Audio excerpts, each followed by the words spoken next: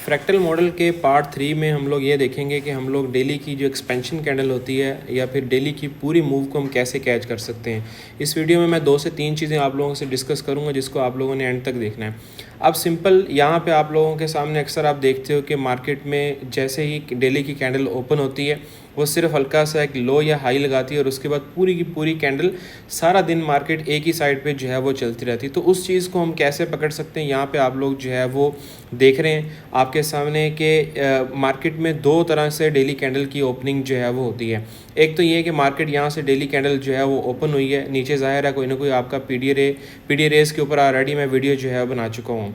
कोई ना कोई पीडी रे आपका पड़ा है, वो काफ़ी नीचे है, प्राइसेस बहुत ज़्यादा जो है वो नीचे आती है और फिर मार्केट जो है वो रिवर्स होती है। इस चीज़ को पकड़ने से बेहतर ये है कि हम लोग इस चीज़ की तरफ जो है वो देखें कि मार्केट में जब डेली की कैंडल ओपन हो रही है वो कोई ना कोई हाई या कोई ना कोई लो स्वीप कर रही है। अब यहाँ पे आप लोग देख रहे हैं कि मार्केट में अगर एक बुलिश कैंडल है, अगर प्राइस ने पिछले दिन का लो जो है वो स्वीप किया या मार्केट ने कोई वीकली की लिक्विडिटी ली हुई है तो हम यहाँ से पूरी की पूरी बड़ी मूव जो है वो कैच कर सकते हैं। अब इसको हमने कैच सिंपल किस तरह से करना होता है कि ये आपके पास एक डेली की कैंडल है, ये राइट साइड के ऊपर। अब इसमें अगर हम H4 के अंदर देखते हैं तो H4 में हमने यही चीज़ देखनी है कि प्राइस क्या करे। यानी पहली चीज़ तो ये कि हमारा डेली बुलिश होना चाहिए, कोई लिक्विडिटी स्वीप हुई हो। सेकंड नंबर पे हमने देखना है कि मार्केट में 4H का जो लो है वो मार्केट में कोई भी कैंडल स्वीप करे, चाहे वो दिन में कोई कैंडल हो या सुबह वाली हो या शाम वाली हो, कोई भी कैंडल मार्केट में स्वीप हो सकती है। अच्छा, H4 का लो स्वीप हो गया, उसके बाद सिंपल हमने ये देखना है कि 5 मिनट में या 15 मिनट के अंदर, ख़ास तौर पे 15 मिनट के अंदर आप इस चीज़ को देख सकते हैं कि 15 मिनट में मार्केट CASD फॉर्म करे। यानी H4 का लो स्वीप करके 15 मिनट का मार्केट CASD फॉर्म करे तो वहाँ से आप पूरी की पूरी एक्सपेंशन कैंडल जो है पकड़ सकते हैं। अब यहाँ पे आप लोगों के सामने एग्जांपल जो है वो नज़र आ रही होगी कि प्राइस में एक FEG यहाँ पे पड़ा हुआ है जिसको मार्केट ने पहले एक दफ़ा स्वीप किया और फिर उसके बाद यहाँ से स्वीप किया। यानी डेली का हाई मार्केट ने लिया, 2 दिन का हाई यहाँ पे पड़ा हुआ था और उसके बाद मार्केट ने एक ही कैंडल में नीचे आके एक अच्छा जो है वो ड्रॉप दिया। अब H4 में ये आपको कैसा जो है वो नज़र आएगा। सिंपल प्राइस ने ये H4 का हाई था, ये भी H4 का हाई था, ये पूरा हमारे पास जो है वो H4 का हाई पड़ा हुआ था। ये डेली का हाई था, ये H4 का हाई। H4 का हाई मार्केट ने लिया है और एक ही कैंडल के अंदर प्राइसेस ने एक लंबा जो है वो आपको ड्रॉप लिया। यानी कि एक जो H4 की कैंडल है उसी के अंदर ये सारी की सारी जो है वो मूव निकल गई है। अब इसमें सिंपल क्या हुआ है, यहाँ से मार्केट ने H4 का हाई लिया है, ये 15 मिनट का आपके पास चार्ट जो है नज़र आ रहा है और प्राइस ने क्या किया है, इस जगह पे आके 15 मिनट का CASD फॉर्म किया। चाहे मार्केट टेस्ट करे या ना करे, अगर टेस्ट करने आ जाए तो ज़्यादा बेहतर है, वरना आप यहाँ से भी अपनी एंट्री जो है वो ले सकते हैं जिसका टारगेट जो स्टैंडर्ड डेविएशन के हिसाब से आपने जो है वो रखना है। वो लास्ट वीडियो में मैं फ्रैक्टल का पार्ट 2 में ऑलरेडी मैं डिस्कस कर चुका हूँ।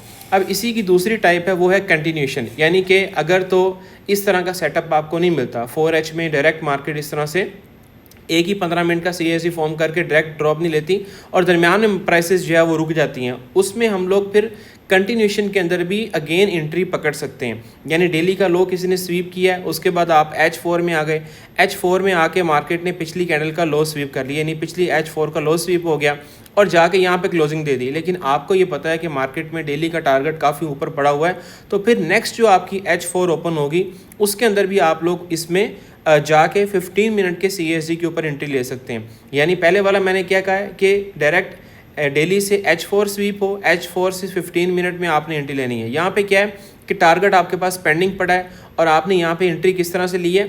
सेकंड जो H4 होगी, एक तो H4 होगी जिसने लो स्वीप किया, क्लोज हो गई, अगली जो H4 होगी उसमें आपने M15 को देखना है, वहाँ से आप एंट्री पकड़ सकते हैं। यहाँ पे सिंपल एग्जांपल आप लोगों के सामने मैं दिखा रहा हूँ आपको। ये डेली का चार्ट है, डेली के चार्ट में मार्केट ने पिछले दिन का लो लिया हुआ था। अब उसके बाद सिंपल हमने क्या किया है, H4 में चले गए, H4 में जाके मार्केट ने ये लो लिया। अब जाहिर है इस लो के अंदर भी प्राइसेस ने कोई ना कोई फॉर्मेशन अपनी की होगी 15 मिनट के अंदर। लेकिन अगर आप लोग ये एंट्री मिस कर देते हैं या आप लोगों का टारगेट ये पड़ा हुआ है पिछले दिन का हाई, ये कंप्लीट नहीं हुआ, तो फिर ये जो नेक्स्ट कैंडल होगी इसमें भी आप अपनी एंट्री को पकड़ सकते हैं नेक्स्ट H4 ओपन होने के ऊपर। यानी इसके लो होने की हमें ज़रूरत नहीं है। अब यहाँ से आप लोग देखें वही वाली जो डेली कैंडल है, पहले उसने ये CASD फॉर्म किया है, हम लोग इसके ऊपर एंट्री फॉर एग्जांपल नहीं ले सके। नेक्स्ट H4 ओपन हुई, यहाँ पे ओपन हुई है, उसने यहाँ पे आके CASD फॉर्म किया है, डेली का हमारा टारगेट ये होगा या फिर ये वाला टारगेट होगा ऊपर पड़ा हुआ। उसके बाद प्राइसेस ने आके अगेन उसको टेस्ट किया और मार्केट यहाँ से जो है वो अप साइड पे चली गई है। यानी पहली H4 ये थी, सेकंड H4 ये ओपन हुई है और यहाँ से हमें एक अच्छा टारगेट जो है वो देखने को मिल गया। अब सिंपल यहाँ पे 1H के ऊपर अगर आपकी एंट्री H4 में भी मिस हो जाती है तो फिर H1 के अंदर आपने इस एंट्री को जो है वो अलाइन कर सकते हैं। यानी डेली आपके पास बुलिश है, H4 आपके पास यहाँ से बुलिश है, फिर आप क्या कर सकते हैं कि जो भी H1 पिछली कैंडल को स्वीप करता जाएगा वहाँ से आप अपनी एंट्री को एग्जीक्यूट करते जाएंगे। अब इसकी सिंपल एग्जांपल यहाँ पे मैंने दिखाई है कि यहाँ से पहला दिन का जो है वो लो स्वीप हुआ है। डे का लो स्वीप होने के बाद प्राइसेस ने क्या किया, 1H के अंदर आके ये वाला लो स्वीप किया है। यहाँ से आप अपनी एंट्री प्लान कर सकते हैं। फिर मार्केट ऊपर चलती जा रही है और आपका ये टारगेट है। अब नेक्स्ट जो सेकंड आपका लो स्वीप हुआ है वो यहाँ पे हुआ है। इससे पहले किसी भी दिन किसी भी H1 की कैंडल ने पिछली H1 की कैंडल का लो स्वीप नहीं किया। तो यहाँ पे सेकंड स्वीप हुआ है, यहाँ से आपकी एक एंट्री है और पहली एंट्री आपकी यहाँ से सिंपल।